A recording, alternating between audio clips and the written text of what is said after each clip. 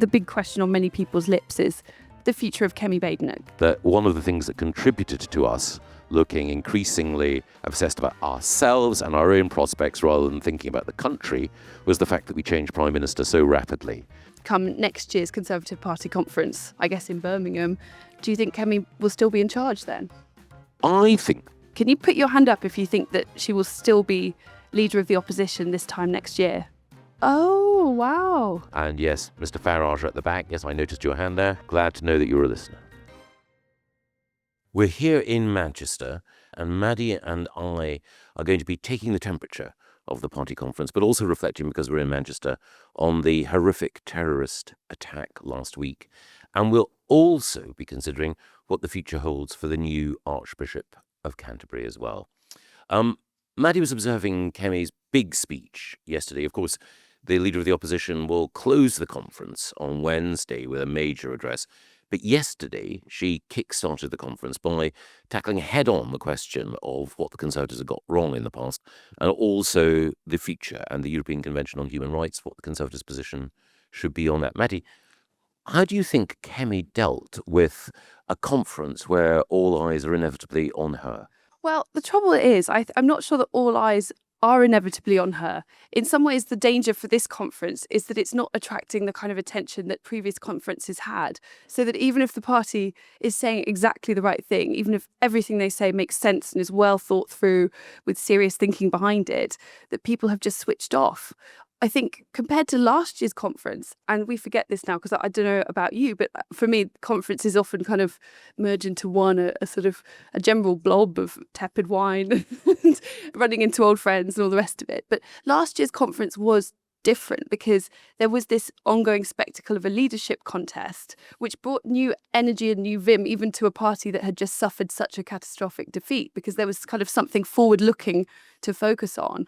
And it really felt to me an absence of that kind of energy, even though there was nothing that Kemi said that I could find fault with. It was more a case of, is this relevant anymore to what most people are thinking outside of this conference suite? Yeah, because last year, the leadership battle meant that there was a Hunger Games element to the conference. So even people who weren't necessarily sympathetic to the Conservatives were drawn in, as Kemi, as the sort of Katniss Everdeen of the Conservative Party, was there seeing off her rivals. And so the spectacle was absorbing, and the question as to who might emerge as leader interesting to anyone who had an interest in politics. And of course, it's odd to think that this time last year, James Cleverly had emerged as the front runner because of the nature of the speech he'd given, the pitch and appeal that he'd launched. But 1 year on, it is noticeable that the sort of fashionable view, and I think it's reflected by the opinion polls as well, is that the Conservatives are either in hibernation or in decline. Yeah. Sorry not to be more cheerful about that. I think it's a sad thing if we have a Conservative Party that is not being listened to. I feel there is a great need for a Conservative Party to be listened to as they're dealing with, I think, some extremely rash, unfunded promises from Reform and like an absolutely catastrophic bin fire of a Labour government, which is far worse even than the probably gloomy tidings many of us had about how terrible they were going to be. Well, quite. But here we are. What did you make of Kemi essentially trying to set out a stall whereby only candidates who support departure from the ECHR can run in the next general election? Do you think that was sensible, or is it likely to ostracise and alienate further? I think it's a sign that lessons have been learned from the past, because when you've had different Conservative candidates departing from what the leadership position is on an essential question, then that only reinforces the sense that the Conservative Party, or whichever party actually has this level of dissension, is, to quote Terry Thomas, an absolute shower. So in 1997, when John Major wanted people to stick to his policy of wait and see on the euro, a significant number of candidates, 100, including David Cameron at the time actually, said that they were going to rule out membership of the euro ever. And that overall contributed to that sense of disunity. The other thing I think also is that there's been a shift. So one of the most cautious figures on the question of whether or not we should quit the ECHR has been Jessie Norman, one of the really cleverest and most thoughtful Conservative MPs who's written in the past about what human rights should really mean. But Jesse and a number of others have come to the conclusion that the nature of the migration issue is such, and the question mark over whether or not governments can actually deliver is so acute that now there is that justification. Yes. So I think it's a calculated risk rather than a gamble. Yes. When you speak to proponents of the ECHR and what I would call the kind of general ECHR way of doing things, yes, the idea that, somebody else knows best and that we just have to follow, even if on its own terms, on its own rational terms, it doesn't make a lot of sense in our politics. I think they are really struggling to articulate a coherent case for continued membership. If you ask them to explain why the ECHR, what you'd usually get is a list of rights that we had before the ECHR anyway, as if, Britain in the early 1950s was a kind of barren wasteland. We were one step away from, Gilead, or I'm trying to remember the name of the one in the Hunger Games since you mentioned that before. But it's not really good enough. Or there's just a general sense that it's not a good look, it's not a good look. But why is it not a good look, Oh, well, I think it is an interesting thing because in the Times today, David Gauke, former Conservative Lord Chancellor, he lost the whip, of course, when Boris was Prime Minister, stood as an independent. So he's a small C. I think he may have rejoined the party, but certainly a small C Conservative now, makes the case for remaining in the ECHR. And I'm a great fan of David. I think he's a very first-class mind. But his case amounts to two things. One, some of the cases that have been quoted, the people didn't read the full judgment and so on. So it's for legal finickiness. The second is we don't want to be with Russia and Belarus and all the rest of it. But that just seems absurd. No one thinks that Kemi Badenoch is going to invade Ukraine, or that Kemi Badenoch, if she were in power, were going to emulate Lukashenko's approach towards internal dissent on the streets. So it's absurd. Emmerich was given a pass after all. Yeah, exactly. So dissent is welcomed and encouraged, promoted indeed. And I think that there's a sense, and you've observed this as well, that a whole set of assumptions that reigned in the first sort of couple of decades of this century about international treaties, the rules-based international order, all these principles, they've just been superseded. It's partly the Trump effect, but it's more broadly because if you can't protect your borders, if you can't enforce the laws on your own street in a way that commands public assent, then there is something profoundly wrong. And that leads to the growth of populist parties, and it leads to a lack of faith in democracy. So you need to address it. So while David Gauke is, as I say, a superb thinker, that tendency, the Gauke, Dominic Grieve tendency, now looks, it's almost like the Jacobites. Yes. It once a very popular creed, and now it just seems antique. Well, over the summer, there was quite a pronounced shift against ECHR in public opinion, I would say, not helped by the fact that the Home Office invoked, I think it was Article 3 in their appeal against the ruling on the Epping Hotel.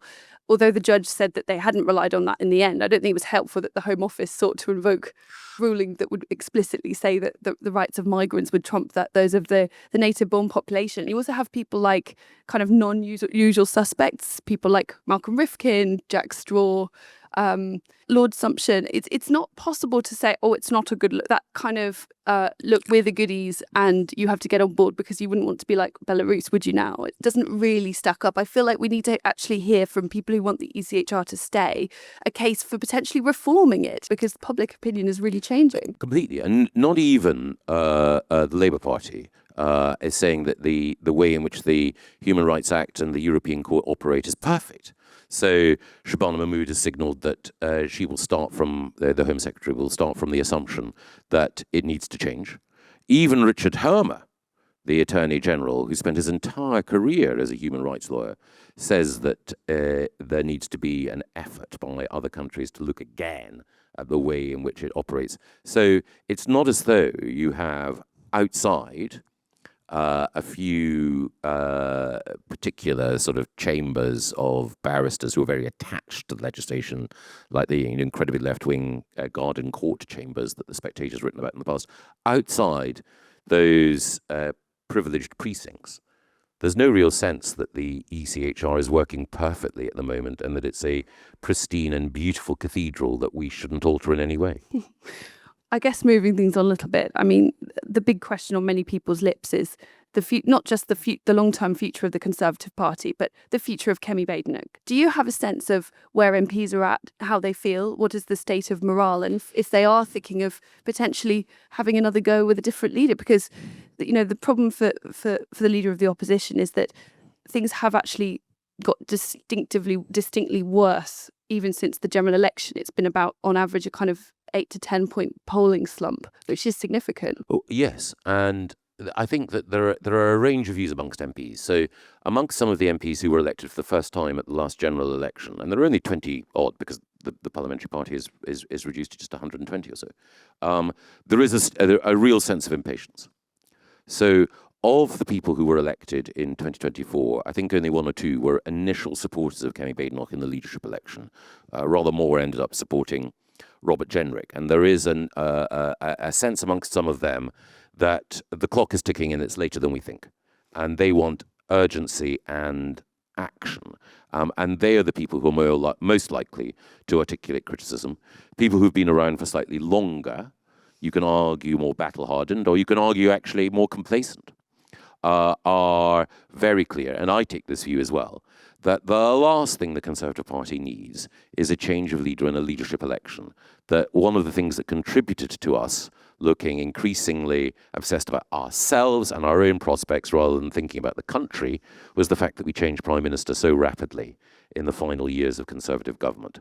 But there is, I think, I wouldn't say a generation gap, but or an experience gap, because both of those things, I think, are freighted with potentially pejorative language. But there is a sense that amongst the newer MPs that they are impatient for change, and therefore the next few months matter hugely. Well, the thing is, to be an MP these days is no picnic. It's increasingly arduous in terms of the penalties it imposes on your family life. Social media has made quite an unpleasant general landscape.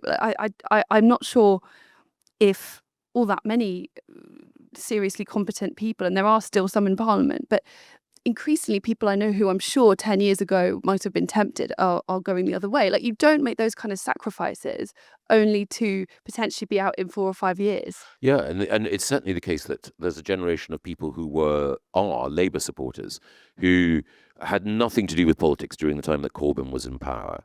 And so, they chose, funnily enough, reflecting the earlier conversation that we had, often to go into law. They became barristers because they could achieve more for their left-wing point of view. But they were right, weren't they? Yeah, they were right, sadly.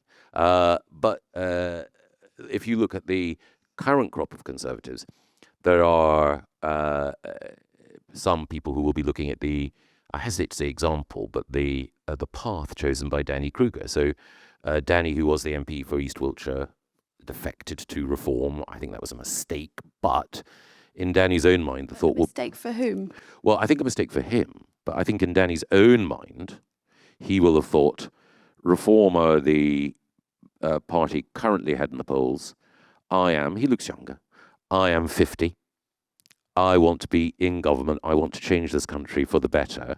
The Conservative Party may take 10 or 15 years before it's ready to be back in government again.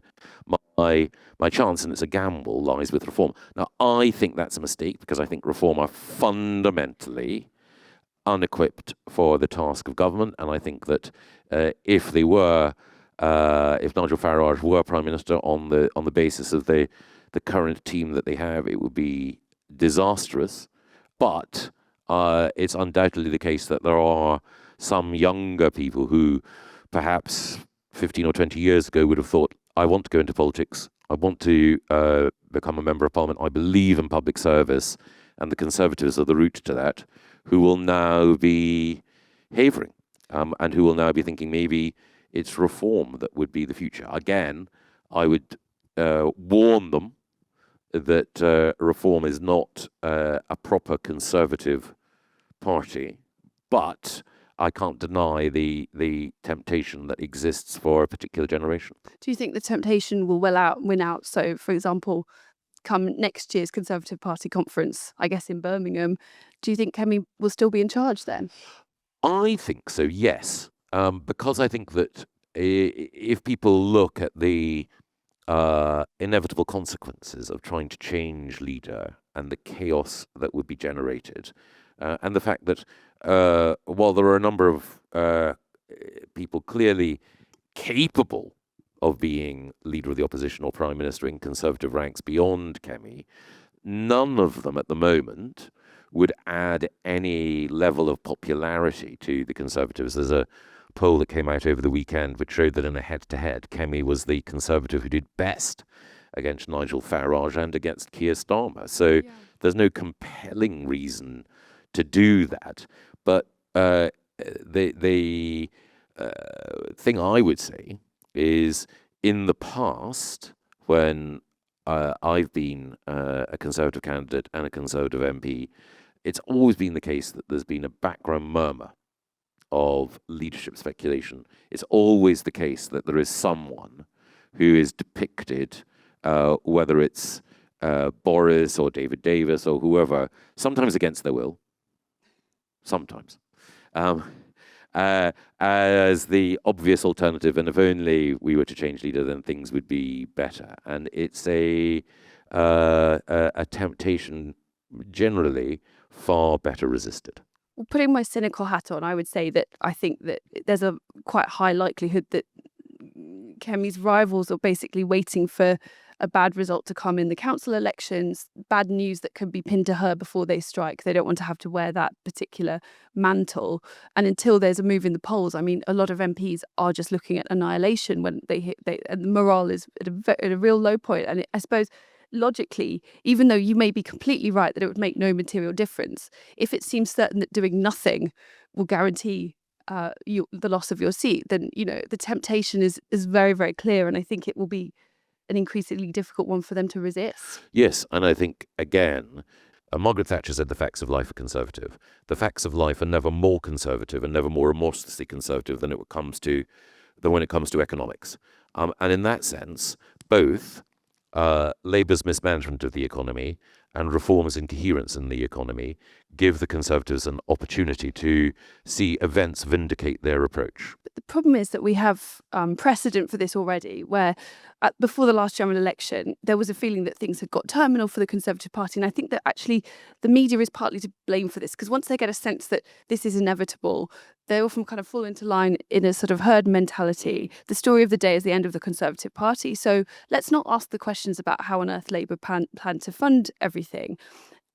I think they got away with some massive dishonesty before the general election by saying that they would basically pay for everything by going after non-doms and taxing private schools, neither of which would raise much, if any, money, but they were given a free pass. And I fear that something similar might happen again with reform, because there's that feeling of, oh, well, it's inevitable now, we may as well just focus on that. Yes, no, I think you're absolutely right. There is a case in which the media, we are both journalists, so we can say this, the media does behave rather like the boys in Lord of the Flies. That someone is chosen as the victim, and then the media race after them, and there's this frenzy of beating up and a drive towards sacrifice.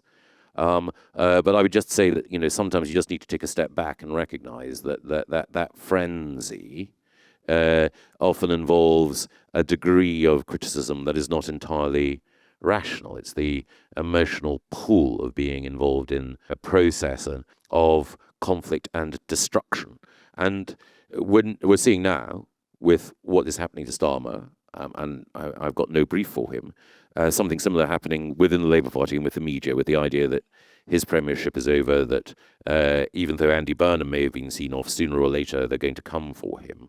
And I think that joy in tearing people down actually does a disservice to democracy, because it's a move away from a rational assessment of whether or not the policies that are being implemented are benefiting the country as a whole.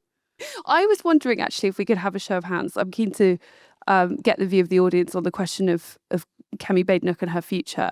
Can you put your hand up if you think that she will still be leader of the opposition this time next year? Oh, pretty good. And hands up if you don't.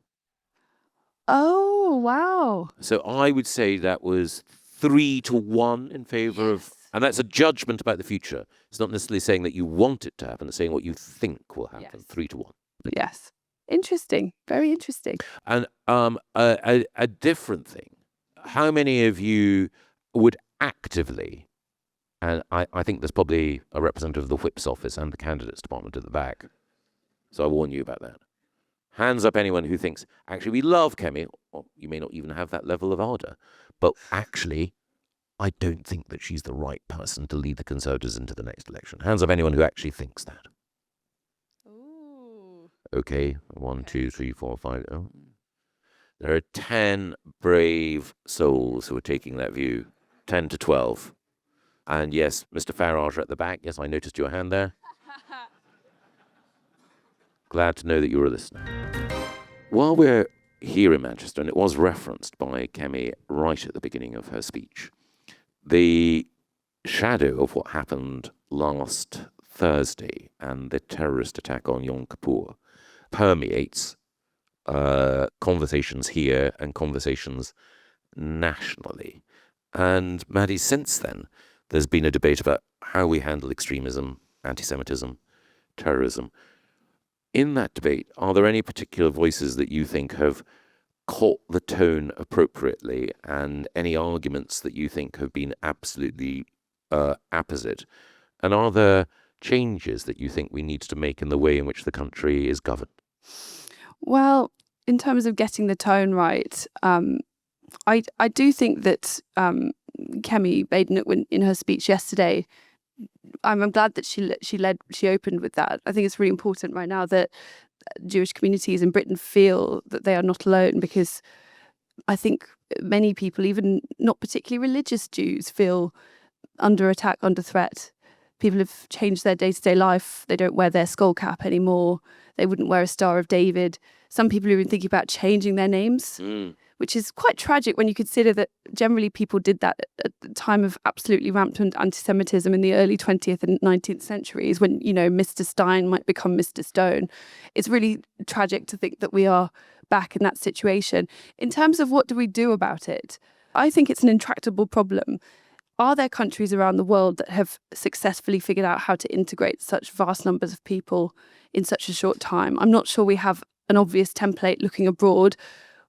Probably if I were in charge, my focus would be on trying my best to demonstrate in every possible way that there is no kind of two-tier policing going on in Britain. You know, how can British Jews, and indeed the rest of us, take seriously the authorities when, for example, the men who drove around St. John's Wood yelling, "We're going to rape your daughters," choosing specifically Jewish areas in the wake of October the 7th, all charges against them were dropped.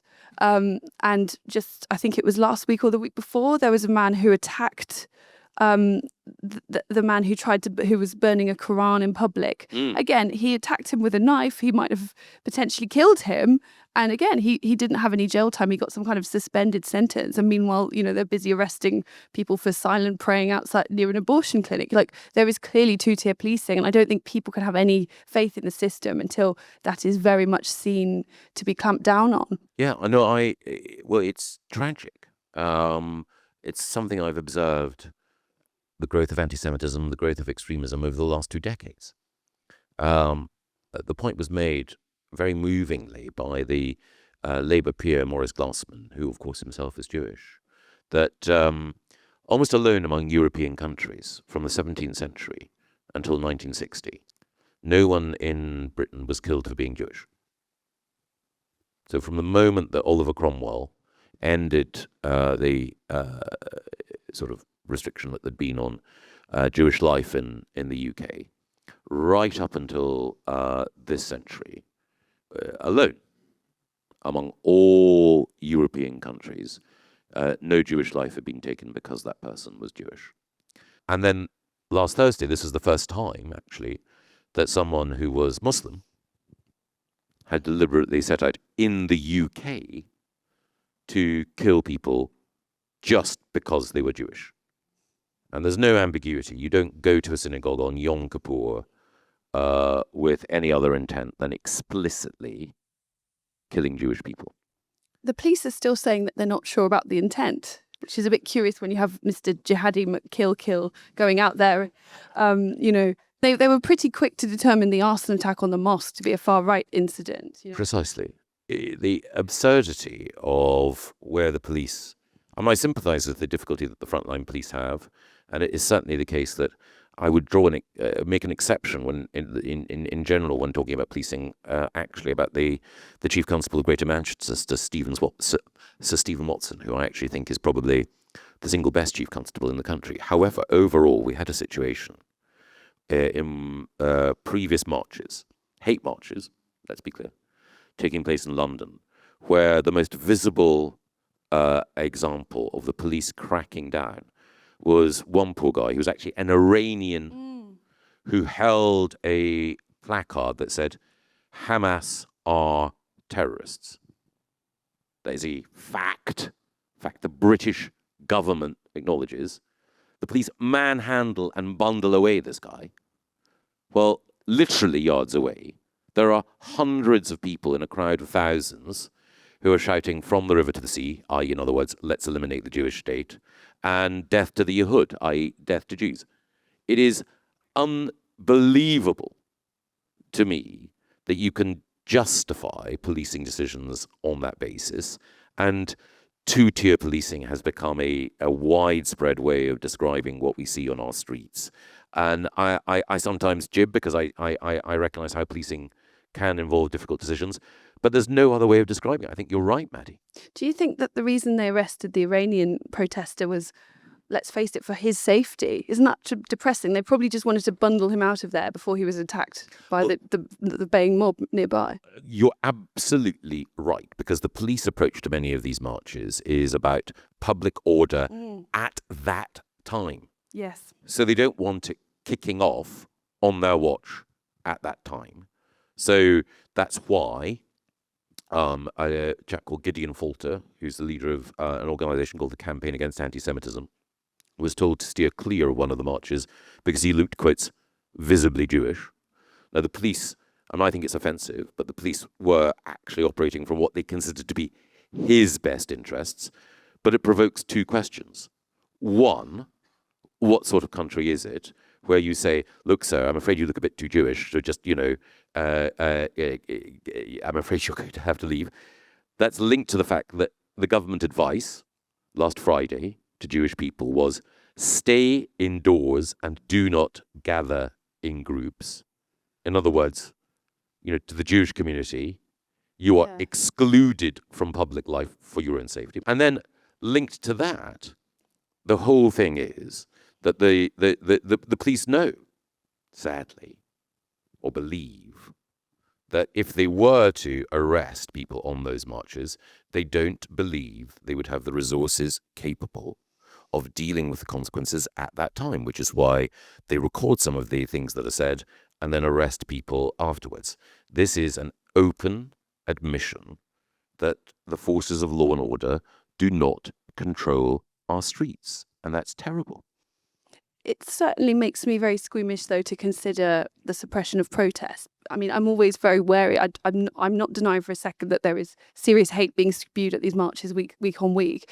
Ideally, I would rather they police the people who are specifically saying hateful things rather than banning the protests altogether. But the problem is, having failed to do that for such a long time, the marches themselves become a kind of generalised threat. But I'm very worried because I'm always concerned about the idea that you would hand a weapon to any government that could potentially be used against us in the future, against protests for other reasons. It's sort of basic principle, and history vindicates it. But I just don't really know what the alternative is.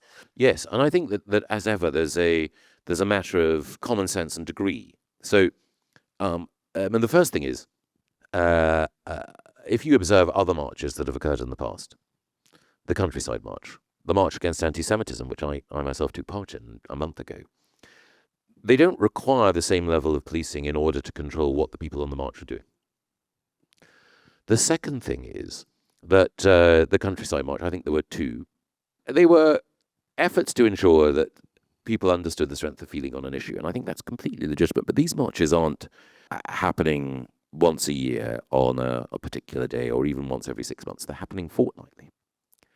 And the cost in policing is huge. That's why I think the government are right to say, look, the cumulative effect should be taken into account.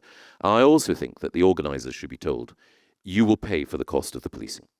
The very first march that any organisation holds, we can understand. But if you're going to march repeatedly, you must pay for it. And the Palestine Solidarity Campaign and the other organisations behind it should not be drawing police resources away from policing burglary and protecting the vulnerable and getting a free ride. So, yes, I accept protest, but I think that we do need to recognise that the institutions and habits of a liberal society can be turned against us. And 2 weeks ago in The Spectator, I argued that what we were seeing, some people obviously disagree with this, was a similarity between Britain now and Weimar in the 1920s, when you had the far left and the hard right using the streets in order to demonstrate that they were the vital forces in the politics of that country at the time, and that coincided with an ebbing of faith in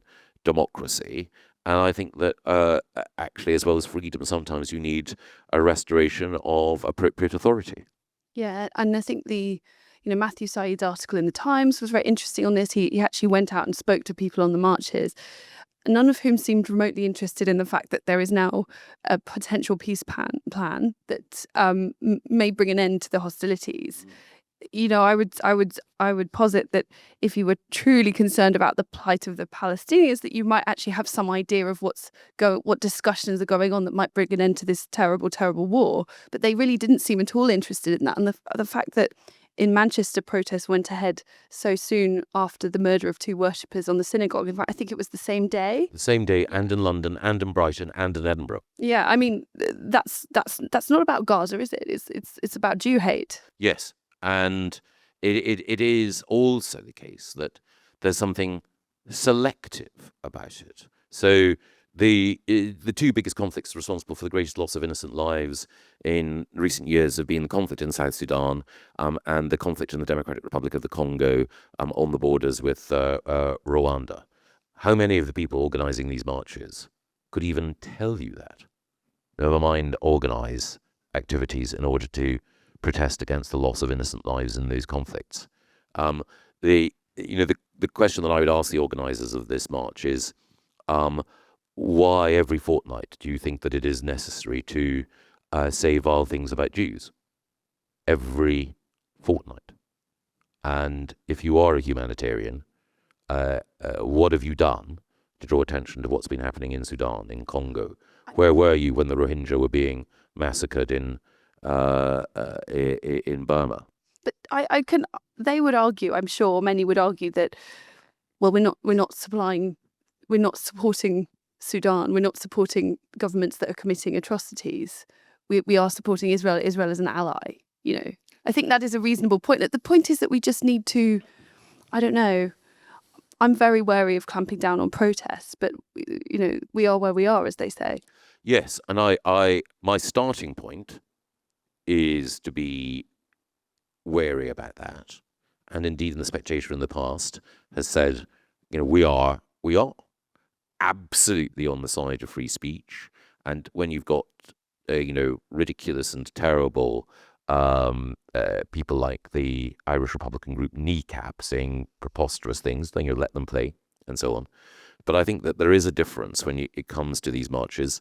And that difference requires an acknowledgement they do have an impact on public order.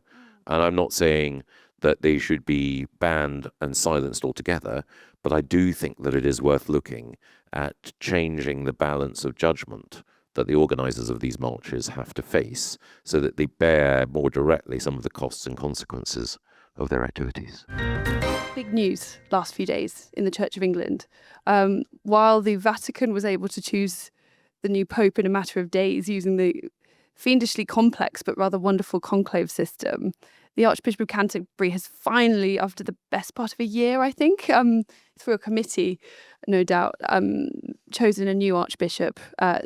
Sarah Mullally, who's the Bishop of London, is to begin in a matter of months What do you make of this? Have you had any dealings with Bishop Sarah? Yes, I have. So a couple of things. Firstly, while I was brought up in the Church of Scotland, when I moved to England, both for university and for work, I worship in the Church of England, and my children have been baptised and confirmed in the Church of England. And the Church of England church that I attend in London, Bishop Sarah has confirmed new members of the Church of England there. I've heard her preach. I've also heard her speak in the House of Lords on a sister dying, where I thought she spoke very well. Yeah.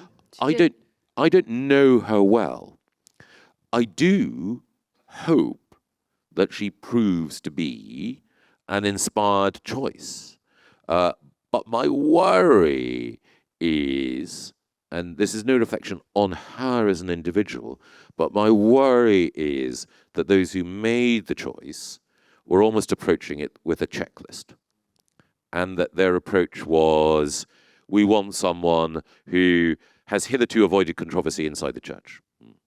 Someone who has a sort of background in management and, in public service. Someone whose whole demeanour is calculated not to offend. And of course, inevitably and unavoidably, it helps, or it helped in this process, that those making the appointment could say, we're making history. This is the first female Archbishop of Canterbury. And what I don't see is, as there was with, for example, Rowan Williams, a record of theological leadership and thought that means that you're appointing the front rank thinker in the church to this role. Yeah. I mean, I should say I'm married to a vicar. So, and we've actually had dealings with Bishop Sarah. My husband used to work in the Diocese of London, and he had a very bad experience. And I have to say we didn't experience the kind of pastoral care that many of the supporters of Bishop Sarah claim that she's very good at in her interpersonal skills.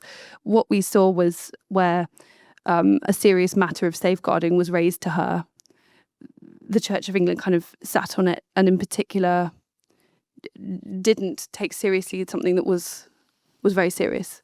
And it worries me, and I know that I'm not alone. There are lots of survivors of abuse who have said that they are concerned that the Church of England should choose replacing an archbishop who was partly undone by a failure of safeguarding, the person who's been leading the diocese of all the dioceses, which is probably the most notorious for safeguarding failures. So I think that is the first thing to bear in mind. I suspect there are scandals that we can talk about. There may be more that will come out in due course. So from that perspective, I worry, because to me it suggests that the Church of England thinks that we can just go for a continuity person and we can ride it out in good time. And I completely agree with your point about the lack of a theological grounding. I mean, it's not every day. People like Rowan Williams are not ten a penny. You can agree and disagree with him on many things, but this is a man who can speak 3 languages and probably, I think, read and write in sort of 8 more. When he met, must have been Pope Benedict, they walked around and someone calculated that between them they could speak over 20 languages or something. Like these are very talented people. It does worry me that at a time when we seem to be seeing a broad Christian revival, and I could see it in my own church, there are more young people coming in who are showing an interest, and often having not been brought up in a religious household at all. I think it's an atomization with the world that is driving them to the church because it's offering something different. Therefore, you need someone that can tap into the mystical, the beautiful aspects of faith as well. And I think they may have chosen possibly the worst person for this, because Bishop Sarah comes from having run sort of been high up in the NHS. There are many in the Church of England who say someone who brings that kind of experience is inherently a good. But then it's like, well, do you want the Church of England to be just like an NHS trust, or like a local council, or like any quango? Surely what we want is maybe the beautiful and the mystical is what draws many people. It's certainly what drew me back to faith after being an atheist for many years. So I kind of think it's like not just the wrong person, but it's so classic of the Church of England that just as times are changing, they hop onto the kind of the bandwagon from 5 years ago.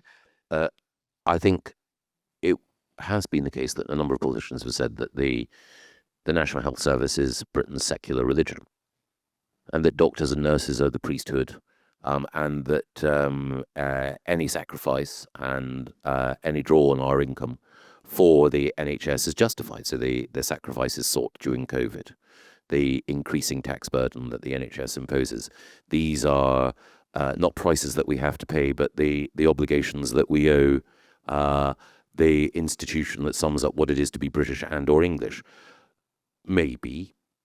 But that means that actually, rather than saying, let's take someone from the secular religion, brackets, which, despite its many enviable qualities, is not operating effectively. Let's take someone from our secular religion and put them at the head of our actual national religion. I think you're right, not the way to go. That the most successful examples of the religious revival that you draw attention to are precisely those where the priests, vicars, ministers leading that revival say, we're offering something different from the appeal that the secular world has, and we recognize that there is something missing in a doctrine of efficiency and of enforced compassion. So it may well be, just because someone's worked in the NHS, they don't have to embody it, they can transcend that. But I do think that there is a danger in the choice that reflects the way in which the church, rather than being a church, becomes another sort of bureaucratic manifestation of generalized niceness. Yeah, and I think there are many ways to run a successful church.